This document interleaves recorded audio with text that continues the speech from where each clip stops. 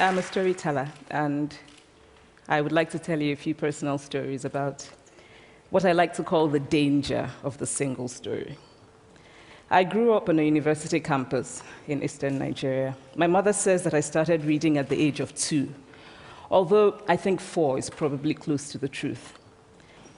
So I was an early reader, and what I read were British and American children's books. I was also an early writer. And when I began to write at about the age of 7, stories in pencil with crayon illustrations that my poor mother was obligated to read, I wrote exactly the kinds of stories I was reading. All my characters were white and blue-eyed. They played in the snow. They ate apples. And they talked a lot about the weather, how lovely it was that the sun had come out. Now, this despite the fact that I lived in Nigeria. I had never been outside Nigeria. We didn't have snow. We ate mangoes. And we never talked about the weather because there was no need to. My characters also drank a lot of ginger beer because the characters in the British books I read drank ginger beer. Never mind that I had no idea what ginger beer was. And for many years afterwards, I would have a desperate desire to taste ginger beer. But that is another story. What this demonstrates, I think, is how impressionable and vulnerable we are in the face of a story, particularly as children.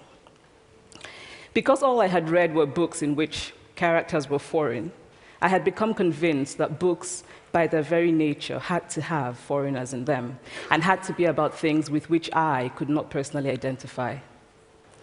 Now, things changed when I discovered African books. There weren't many of them available, and they weren't quite as easy to find as the foreign books, but because of writers like Chinua Achebe and Kamara Laye, I went through a mental shift in my perception of literature.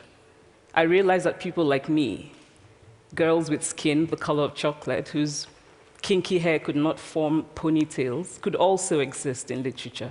I started to write about things I recognized. Now, I loved those American and British books I read. They stirred my imagination. They opened up new worlds for me. But the unintended consequence was that I did not know that people like me could exist in literature. So what the discovery of African writers did for me was this. It saved me from having a single story of what books are. I come from a conventional middle-class Nigerian family. My father was a professor. My mother was an administrator. And so we had, as was the norm, live-in domestic help who would often come from nearby rural villages. So the year I turned 8, we got a new houseboy. His name was Fide. The only thing my mother told us about him was that his family was very poor. My mother sent yams and rice and our old clothes to his family. And when I didn't finish my dinner, my mother would say, "Finish your food. Don't you know people like Fide's family have nothing?" So I felt enormous pity for Fide's family. Then one Saturday, we went to his village to visit. And his mother showed us a beautifully patterned basket made of dyed raffia that his brother had made. I was startled.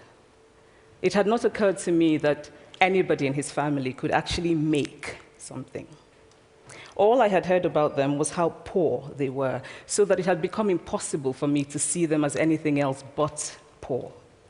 Their poverty was my single story of them. Years later, I thought about this when I left Nigeria to go to university in the United States. I was 19. My American roommate was shocked by me. She asked where I had learned to speak English so well and was confused when I said that Nigeria happened to have English as its official language. She asked if she could listen to what she called my tribal music, and was consequently very disappointed when I produced my tape of Mariah Carey. She assumed that I did not know how to use a stove. What struck me was this. She had felt sorry for me even before she saw me.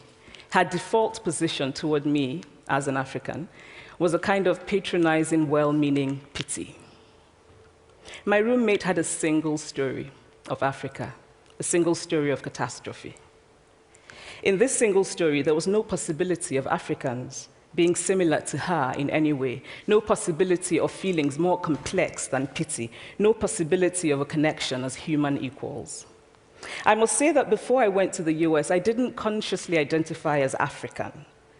But in the US, whenever Africa came up, people turned to me, never mind that I knew nothing about places like Namibia. But I did come to embrace this new identity, and in many ways, I think of myself now as African, although I still get quite irritable when Africa is referred to as a country, the most recent example being my otherwise wonderful flight from Lagos 2 days ago, in which there was an announcement on the Virgin flight about their charity walk in India, Africa, and other countries. So after I had spent some years in the US as an African, I began to understand my roommate's response to me. If I had not grown up in Nigeria, and if all I knew about Africa were from popular images, I too would think that Africa was a place of beautiful landscapes, beautiful animals, and incomprehensible people fighting senseless wars, dying of poverty and AIDS, unable to speak for themselves, and waiting to be saved by a kind white foreigner. I would see Africans in the same way that I, as a child, had seen Fide's family. This single story of Africa ultimately comes, I think, from Western literature. Now, here's a quote from the writing of a London merchant called John Locke, who sailed to West Africa in 1561 and kept a fascinating account of his voyage. After referring to the black Africans as beasts who have no houses, he writes, "They are also people without heads, having their mouths and eyes in their breasts." Now, I've laughed every time I've read this, and one must admire the imagination of John Locke. But what is important about his writing is that it represents the beginning of a tradition of telling African stories in the West, a tradition of sub-Saharan Africa as a place of negatives, of difference, of darkness, of people who, in the words of the wonderful poet Rudyard Kipling, are half devil, half child. And so I began to realize that my American roommate must have, throughout her life, seen and heard different versions of this single story. As had a professor who once told me that my novel was not authentically African. Now, I was quite willing to contend that there were a number of things wrong with the novel, that it had failed in a number of places, but I had not quite imagined that it had failed at achieving something called African authenticity. In fact, I did not know what African authenticity was. The professor told me that my characters were too much like him, an educated and middle-class man. My characters drove cars. They were not starving. Therefore, they were not authentically African. But I must quickly add that I, too, am just as guilty on the question of the single story.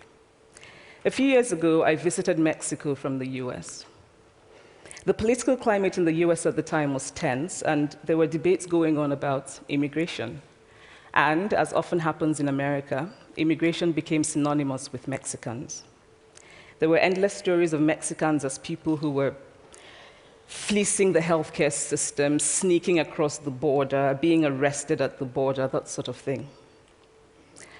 I remember walking around on my first day in Guadalajara, watching the people going to work, rolling up tortillas in the marketplace, smoking, laughing. I remember first feeling slight surprise, and then I was overwhelmed with shame. I realized that I had been so immersed in the media coverage of Mexicans that they had become one thing in my mind, the abject immigrant. I had bought into the single story of Mexicans, and I could not have been more ashamed of myself. So that is how to create a single story. Show a people as one thing, as only one thing, over and over again, and that is what they become. It is impossible to talk about the single story without talking about power. There is a word, an Igbo word, that I think about whenever I think about the power structures of the world, and it is nkali. It's a noun that loosely translates to be greater than another. Like our economic and political worlds, stories too are defined by the principle of nkali. How they are told, who tells them, when they are told, how many stories are told, are really dependent on power. Power is the ability not just to tell the story of another person, but to make it the definitive story of that person. The Palestinian poet Mourid Barghouti writes that if you want to dispossess a people, the simplest way to do it is to tell their story and to start with secondly. Start the story with the arrows of the Native Americans and not with the arrival of the British, and you have an entirely different story. Start the story with the failure of the African state and not with the colonial creation of the African state, and you have an entirely different story. I recently spoke at a university where a student told me that it was such a shame that Nigerian men were physical abusers like the father character in my novel. I told him that I had just read a novel called American Psycho, and that it was such a shame that young Americans were serial murderers. Now,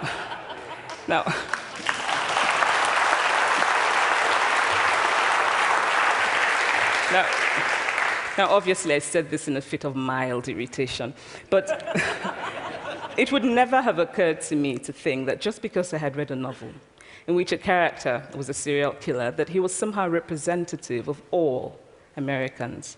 And now, this is not because I'm a better person than that student, but because of America's cultural and economic power, I had many stories of America. I had read Tyler, Updike, and Steinbeck, and Gateskill. I did not have a single story of America. When I learned some years ago that writers were expected to have had really unhappy childhoods to be successful, I began to think about how I could invent horrible things my parents had done to me.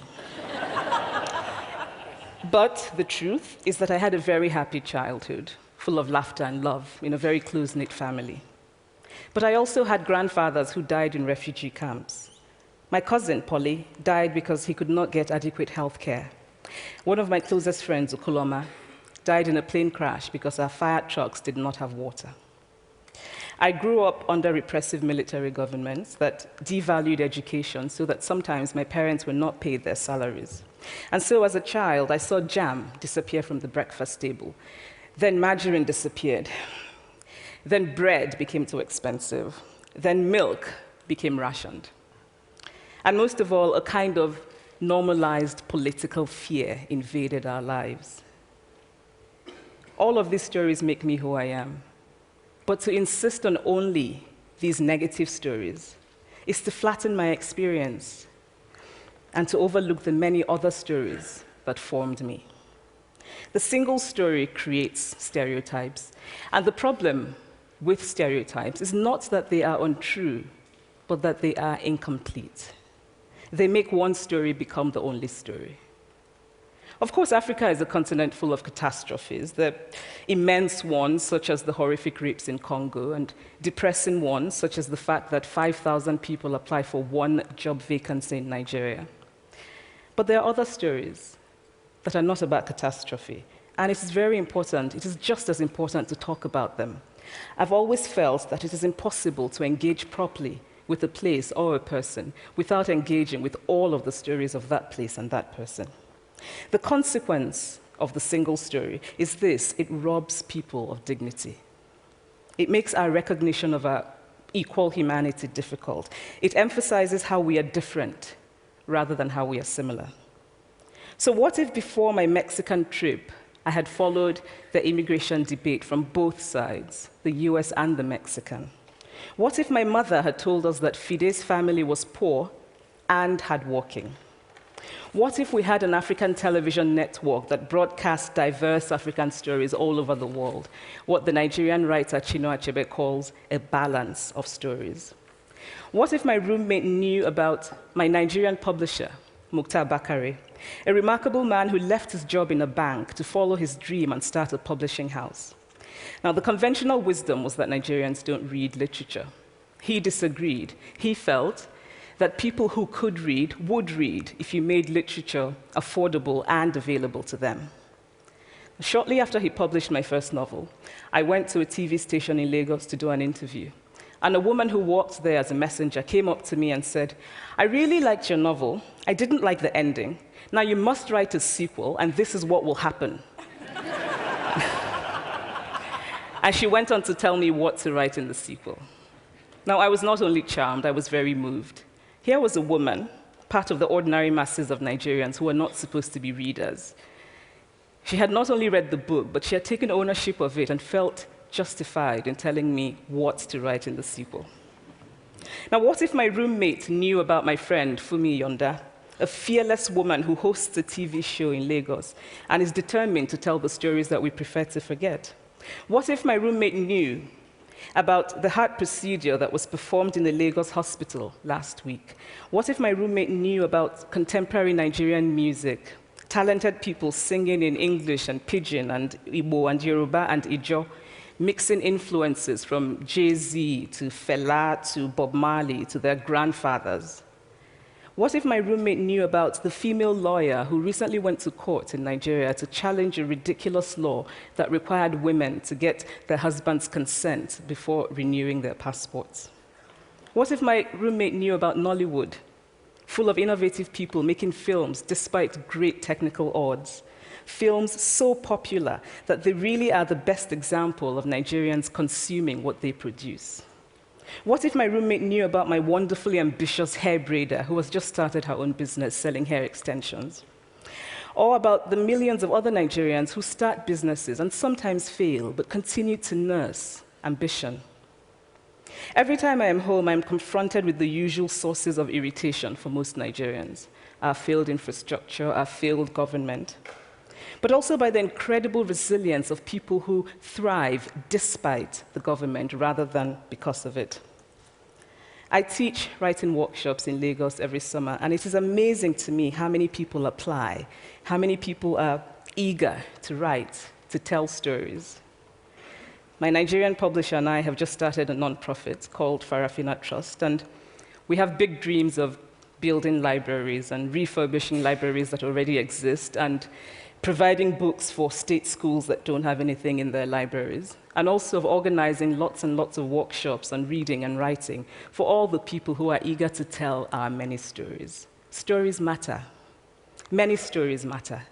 Stories have been used to dispossess and to malign, but stories can also be used to empower and to humanize.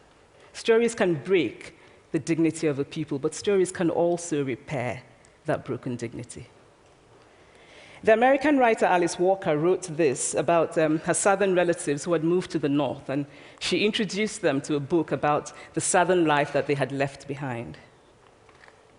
They sat around reading the book themselves, listening to me read the book, and the kind of paradise was regained. I would like to end with this thought, that when we reject the single story, when we realize that there is never a single story about any place, we regain a kind of paradise. Thank you.